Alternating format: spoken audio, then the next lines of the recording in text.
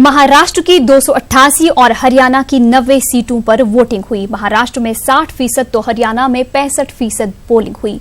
लोगों ने बढ़ चढ़कर जमहूरियत के त्यौहार में हिस्सा लिया। हरियाणा के मेवात जिला में 4 बूथों पर खूनरेज झड़प हुई। महाराष्ट्र के पिपरी चिंचवाड़ में शिवसेना और एनसीपी के कारकुनों में तसादुम हुआ, जबकि औरंगाबाद में एनसीपी और एमआईएम के कारकुन बुरी तरह भिड़ गए। एग्जिट पोल में महाराष्ट्र और हरियाणा में बीजेपी को वाज़ेह सबकत हासिल हुई।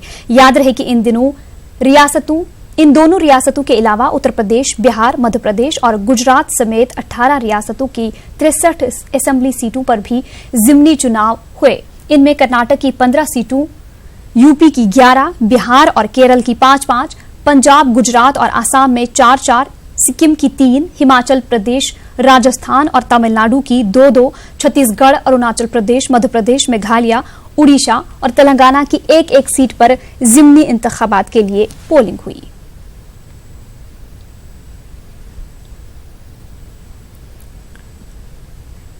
महाराष्ट्र असेंबली इंतखाबात में फिल्मी सितारों ने भी अपने हक के रायदही का इस्तेमाल किया। मुंबई में कई बड़े सितारों ने इंतखाबात में अपनी हिस्सेदारी के साथ साथ मुद्दों के ताल्लुक से अपने ख्यालात जाहिर किए। आइए सुनते हैं वोटिंग के दौरान क्या कहा आमिर खान, रजा मुराद और सलमान खान ने। तो ये हमारे राज्य के इलेक्शंस हैं, तो उस हिसाब से जो हमारे सामने जो मुझे लगा इम्पोर्टेंट चीज़ें हैं उसको मद्देनजर रख के मैंने वोट दिया है। देखिए, मुद्दा जो है 4-5 मुद्दे हैं। बिजली है, सड़क है, पानी है, रोजगार है और महंगाई है। हमें छठी कोई चीज नहीं चाहिए, यही चाहिए हमें। बस ये हमें मिलती रहे, बस हम बहुत खुश हैं। हम टैक्स देते हैं, हम ये नहीं कहते हैं कि आप हमें रिटर्न में कुछ दीजिए। जो हमारी जिंदगी की जरूरियात हैं वो हमें मिलती रहनी चाहिए, बस काफी है उसके लिए, और कुछ नहीं है बस। And I think we should all vote. We've come here, our whole family is coming to vote. And apparently I just got to know. And I think we should all vote. We've come here, our whole family is coming to vote. And apparently I just got to know. Maharashtra में मुसलमानों ने बढ़ चढ़कर voting में हिस्सा लिया और अपने हक के रायदही का इस्तेमाल किया। राय दहिंदों की जबानी आप खुद सुनिए कि उन्होंने वोट किन मुद्दों को पेश नजर रखकर दिया है। जो हमारे शहर की तरक्की कर सके, हमारे मसले हल कर सके, वो उम्मीदवार को जिताना चाहते हम। हमारा मसला हल कर सकते पूरा। यहाँ के मसाइल क्या क्या है? पानी का मसला है यहाँ, और बारिश हुई तो पूरे कीचड़ हो जाता है यहाँ पर। तो ऐसे उम्मीदवार को जिताना चाहते हैं हम जो हमारे मसले हल कर सके। जो उम्मीदवार है जो हमारे लिए तरक्की कर सकते हैं, इसलिए डाले हमने उनके लिए। यहाँ के मसाइल क्या क्या है? पानी का मसला है, थोड़ा रोड का है, पानी का ही मसला ज़्यादा है। और आपको लगता है आपने जिसको वोट दिया है वो कामयाब होगा? इंशाअल्लाह ज़रूर कामयाब होगा। सबकी दुआएं हैं तो बिल्कुल होंगे। मुमरा का चुनाव इस मरतबा जो है डेवलपमेंट पे चला है, और ये सेकुलर पार्टियां जीत कर आएँ, और जो देश का माहौल है उस पे जो है सेकुलर लोग आके जो है इस चीज़ को मिटाएं। इसलिए जो है डेवलपमेंट का भी देखा गया है, और सेकुलर पार्टियां आ गया, इसलिए ख़ासतौर से मुस्लिम मोहल्ले में सब जो है बहुत जोश और खरोश है कि कैसा भी जो है ये सेकुलर नेता को जिता के लाएं। आज जो मुद्दे हैं तो महाराष्ट्र के अंदर में जो किसानों की जो हाल है और किसान जो आत्महत्याएं कर रहे हैं, एक मुद्दा तो ये है। दूसरी बात, मुस्लिम समाज को जो इतना पिछड़ा हुआ रखा गया है, तो हमारा तो मुद्दा ये है कि जो कांग्रेस ने इससे पहले जो सच्चर समिति की जो आयोग बिठाया था, हम वो चाहते हैं वो लागू। हमने जो वोट किया है यहाँ पे आज महाराष्ट्र में, जो किसानों का मुद्दा है, जो सूखे का एक अहम मुद्दा है, और मुस्लिम समाज का जो आरक्षण का मुद्दा है, इसको लेके आज हमने वोट किया है। और इंतखाबात जमहूरियत का त्यौहार होता है, लेकिन आज अलीगढ़ के गांव उडम्बरा के लोगों ने इगलास असेंबली में हुए इंतखाबात का पूरी तरह बायकॉट किया और नारे बुलंद किए कि विकास नहीं तो वोट नहीं। जी हां, अलीगढ़ के इगलास असेंबली हलके में आज हुए ज़िमनी इंतखाब में गांव के 700 से ज्यादा लोगों ने अपने हक के रायदही का इस्तेमाल करने से इनकार कर दिया। उनका कहना था कि तरक्की के सिर्फ झूठे वादे किए जाते हैं और इलेक्शन गुजरने के बाद कोई पुरसान हाल नहीं होता है। इसलिए पहले गांव की तरक्की होगी, बाद में वोट का इस्तेमाल होगा। हालत यह है कि गांव में निकलने के सभी रास्तों पर कीचड़ भरा हुआ है। गांव में एक भी स्कूल नहीं है। तलबा को कीचड़ से गुजरकर 5 किलोमीटर दूर जाना पड़ता है। गाँव में वोट क्यों नहीं देना चाहते? उन्होंने चाहते कि हमारे रास्ता नहीं निकलने की कोई नाली नहीं है, गंदगानी हो रही है, हमारे बच्चे गिरते हैं, हमारे ट्रैक्टर फंसते हैं, हमारी मुर्गी फंसती है, हमारे बड़े बड़े गिरते हैं जाम कीच में। रास्ता निकलने तो हमारे रास्ता नहीं तो हम वोट नहीं देंगे किसी को। क्यों वोट नहीं देना चाहती, क्या परेशानी? नहीं देना चाहते, सड़क ना आते, बाल को निकल गया, रास्ता ना आते, कीचड़ रही है और बाल को परेशान रहते हैं और नाली ना आती, कोई ना आती, डेंगू बंद है। तो नेता आते हैं आपके पास? कभी नहीं आए? कोई नेता ना मत बजमा वोट लगा जा मत और कोई ना बजमा कुछ कर दे तू वोट मत लगा जा जाते हैं और वोट ले फिर ना कोई बात पूछो। तो समस्या ये है कि हमारे गांव में 4 रास्ते हैं बाहर जाने के और चारों ही कीचड़ से घिरे हुए हैं और जब हम अपने स्कूल जाते हैं तो साइकिलें निकल नहीं पाती हैं और बाइक भी नहीं निकल पाती हैं, या तो ड्रेस खराब हो जाती है या फिर हमें दिक्कत आती है निकलने में, और बारिश पड़ जाती है तो साथ हम स्कूल भी नहीं जा पाते। तो आपके गांव में कोई नेता अभी तक आए देखने के लिए? आते हैं लेकिन कुछ करते नहीं है, झूठे वादे करते हैं बस। तो आज आप लोग वोट का बहिष्कार क्यों कर रहे हैं? इसी वजह से कि विकास होगा तो ही वोट मिलेगा। कर्नाटक के मुसलमानों को दरपेश अहम मसाइल के सिलसिले में उलमाए किराम के वफ्द ने आज रियासत के वजीर आला येदियुरप्पा से मुलाकात की। बेंगलुरु में कर्नाटक मुस्लिम जमात के तहत तकरीबन 20 उलमाए किराम ने वजीर आला से मुलाकात की और रियासत के मुसलमानों के अहम मसाइल और मुतालबात से इन्हें वाकिफ करवाया। एनसीआर, वक्फ इमलाक पर नाजायज कब्जों और दीगर मसाइल पर वफ्द ने वजीर आला से गुफ्तगू की। आने वाले सालाना बजट में अक़लियतों को कम से कम 10% बजट मुख्तस करने का मुतालबा किया। रियासती काबीना में मुस्लिम नुमाइंदों को शामिल करने, बोर्ड और कॉरपोरेशंस में मुसलमानों को मुनासिब नुमाइंदगी देने की मांग भी वजीर आला से की गई। मुलाकात के बाद मौलाना शाफी सादी और मौलाना मोहम्मद जुल्फ़िकार रज़ा अली नूरी ने कहा कि वजीर आला ने बड़े ही संजीदगी के साथ मुसलमानों के मसाइल सुने और मुस्बत अंदाज में मुतालबात पर गौर करने का भरोसा दिया। कर्नाटक का मशहूर और अकाबिर उलमाए किराम, एक 20-25 उलमाए किराम कर्नाटक मुस्लिम जमात का तरफ से चीफ मिनिस्टर से मुलाकात की और 15 मिनट गुफ्तगू भी की। उसमें हमारा कुछ मुतालबा रखे चीफ मिनिस्टर का सामने। अहम मुतालबा ये था एनआरसी का बारे में कुछ डाउट्स है और मुसलमानों को कुछ आतंक में वो डाउट्स क्लियर करना ज़रूरी है। मुसलमानों को प्रोटेक्ट करना भी ज़रूरी है। कम से कम 10% तो उनको दिया जाए उस पर जी बजट में। तो उन्होंने उसका वादा किया है, कहा अभी मैं आया हूँ और मैं अक़लियत के लिए ज़्यादा से ज़्यादा जितना भी हो सकेगा मैं उतना आपके अक़लियतों के लिए बजट पेश करूँगा। उसके साथ साथ औक़ाफ़ के बारे में बातचीत हुई कि औक़ाफ़ के जो मामलात अभी चल रहे हैं, कई सालों से वक्फ बोर्ड में चेयरमैन भी मुंतखब नहीं किया गया है, उसके मुताल्लिक़ भी बात हुई। तो उन्होंने कहा कि उस पर भी हम सोच रहे हैं और बहुत जल्द हम वक्फ बोर्ड का चेयरमैन भी हम मुंतखब करेंगे और हमारी बातचीत उसके मुताल्लिक़ चल रही है।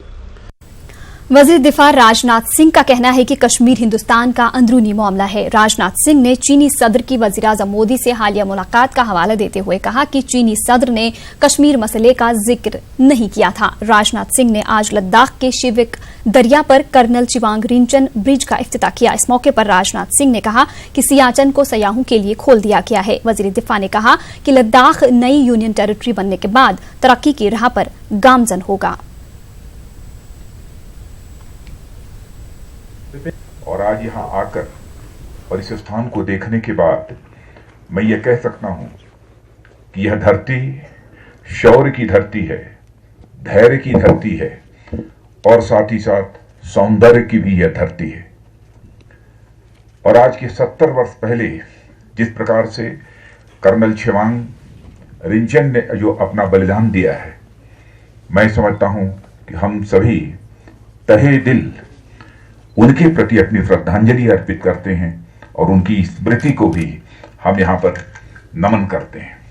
सर्वाधिक महत्वपूर्ण भूमिका यदि कोई निभा रहा है तो हमारा ये बॉर्डर रोड ऑर्गेनाइजेशन निभा रहा है। और जिस लद्दाख में इस ब्रिज का निर्माण हुआ है। अब वह लद्दाख 31 अक्टूबर को यह पूरी तरह से यूटी बन जाएगा। भारत के अंदर 2 संविधान और 2 निशान हुआ करते थे, अब वह चीज समाप्त हो चुकी है। अब भारत का एक संविधान है और भारत का अब एक निशान है। यहां के लोगों को भी इसके पहले 2-2 नागरिकता लेनी पड़ती थी। जम्मू कश्मीर के भी वह नागरिक कहे जाते थे और साथ ही साथ पूरे भारत के नागरिक कहे जाते थे। लेकिन अब लद्दाख के और जम्मू कश्मीर के रहने वाले लोग भी बड़े गौरव के साथ कह सकते हैं कि अब हम अखंड भारत के नागरिक हैं, केवल एक किसी यूटी के नागरिक नहीं हैं, बल्कि अब हम अखंड भारत के नागरिक हैं। मैं मानता हूं कि जिन लोगों ने भी शहादत दी है उनके प्रति मैं अपनी श्रद्धांजलि अर्पित करता हूं। लेकिन धारा 370 समाप्त होने के बाद अब हालात पूरी तरह से यहां बदल चुके हैं। महिलाओं के अधिकार भी बढ़ेंगे और मैं मानता हूं केवल महिलाओं के अधिकार ही नहीं बढ़ेंगे, बल्कि मानवाधिकार भी अब यहां पहले के कंपैरिजन में काफी सुदृढ़ होगा। लद्दाख के खतद्रास में बीडीसी इंतखाबात से पहले कांग्रेस के कई वर्करों ने नेशनल कॉन्फ्रेंस में शमूलियत इख्तियार की, जिनमें चंद पंच और नंबरदार भी शामिल हैं। एनसी जिला सदर हाजी हनीफा जान और काउंसलर मुबारक शाह नकवी ने इनका पार्टी में खैर मकदम किया।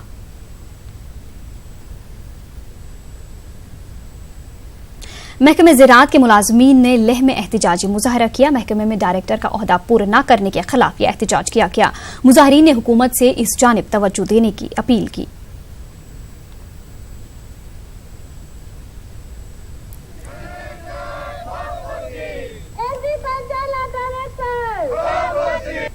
हुआ था लेकर लद्दाख को डिवीजन का स्टेटस दिया था कि उसमें डायरेक्टोरेट बहुत सारे क्रिएट किया था कि सभी डायरेक्टोरेट जितने भी यहाँ पे डिपार्टमेंट है वो सब के डायरेक्टोरेट क्रिएट किया था। तो डायरेक्टोरेट क्रिएट करने से फिर एग्रीकल्चर का डायरेक्टर यहाँ पर क्रिएट नहीं हुआ, जिसकी वजह से यहाँ के जो सभी जो हमारे एम्प्लॉयज़ को नुकसान तो है ही है, साथ साथ में जो भी फार्मिंग फैमिली यहाँ के लोग हैं, जहाँ पर सेंट्रल गवर्नमेंट की तरफ से काफ़ी सारे फंडिंग आते हैं, वो यहाँ पर फिर थोड़ा सा आने की उम्मीद कम लगती है कि हमें डायरेक्टर नहीं मिला हुआ है।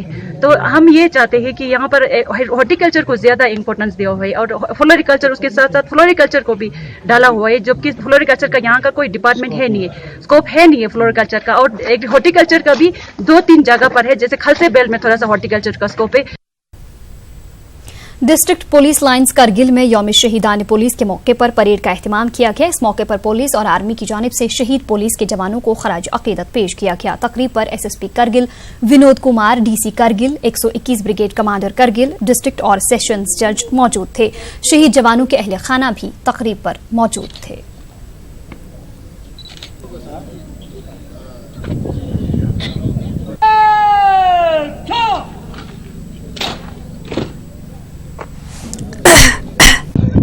सीआरपीएफ के 21 जवान लद्दाख में हॉट स्प्रिंग्स में सीमा की रक्षा करते हुए चीनी फौज के साथ लड़ते हुए शहीद हुए थे।